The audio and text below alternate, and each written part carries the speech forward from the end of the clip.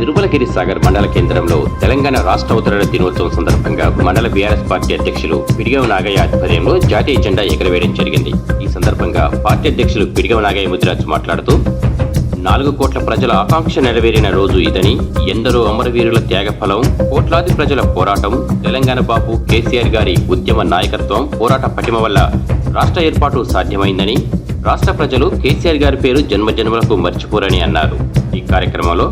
మండల ఉపాధ్యక్షులు చెవ్వ నాజర్ రెడ్డి, ప్రధాన కార్యదర్శి పోతుగంటి తిరుమల్, మాజీ ప్రధాన కార్యదర్శి నాగేండ్ల వెంకటరెడ్డి,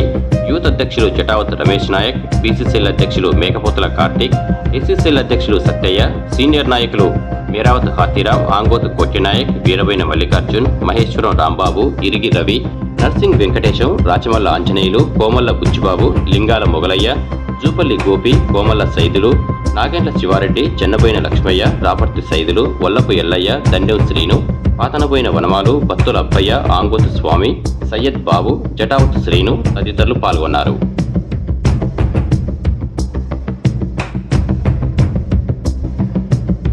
జై